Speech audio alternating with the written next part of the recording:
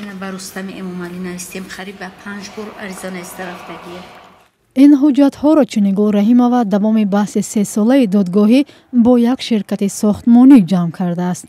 ӯ ин ҳама солҳо талош кардааст ҷуброни манзилашро ки бояд тахриб шавад аз ширкати Камолот Сохтмон бигирад, аммо то ҳол бенатиҷа. дар ин муддати 3 сол ку тамоми ҳама чиз айрӯи қоида ҳамаша ёфтем, овардем. мисол ҳамаш қонунӣ буд, тарафи қонуна нигоҳ накарданд. шавҳари ин зан дар гузашта барои тиҷорати худ аз Тоҷпромбонк ки феълан муфлис ва барҳам дода шудааст 2 миллион сомонӣ қарз гирифта буд. бонк бар эвази пули қарз хонаи ба гарав гузоштаи ӯро ба каси дигар фурӯхтааст. хонара хушон омадан ай тарафи вай ҳукумат омадан нарх мондан, бо ай суд гирифтан вай дароӣ кардан, вазорати адлия дароӣ кардан, вазорати адлия омадан нарх мондан. хай мисол ки хуҷаини ма ай банк қарздор боша, шумо пули банктона бигирен у мондагишта мада бутсен ма хона бигирам, ма куҷо бурам дига дар исини суд. ба ҷуз Чинигул Раҳимова ширкати сохтмонӣ бо соҳибони хонаи дигар ҳам баҳс доранд.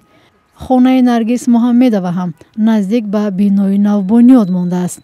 хатари ҳар замон афтидани кран аз сохтмон ӯро нигарон кардааст, аммо аз хонааш кӯч бастан ҳам намехоҳад, зеро мегӯяд ширкати сохтмонӣ барои манзили зист маблағи ночизе пешниҳод кардааст.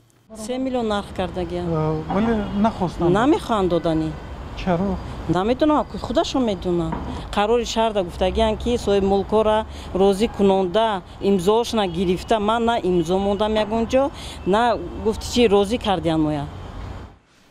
масъулони ширкати Камолот Сохтмон ба Радиоозодӣ гуфтанд, онҳо бо Наргиз Муҳаммедова бо розигии тарафайн ба созиш омада ба эвази манзили бартарафшаванда дар бинои баландошунаи навбунёдшаванда ва маблағи иҷора созиш карданд.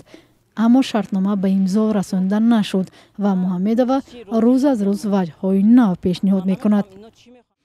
дар мавриди хонаи Чинигул Раҳимова ширкат навиштааст ки хона дар баҳси додгоҳӣ буда баъди ҳукм омодааст бо таъмин намудани манзили нави замонавӣ бо пардохтҳои хароҷотҳои сарфшуда ӯҳдадории худро иҷро намояд. сохтмони биноҳои баландошунат солҳои охир дар Душанбе бештар шудааст.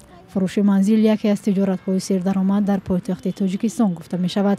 ҳарчанд баъзе аз сохтмонҳо норозигии сокинонро дар пай дошт.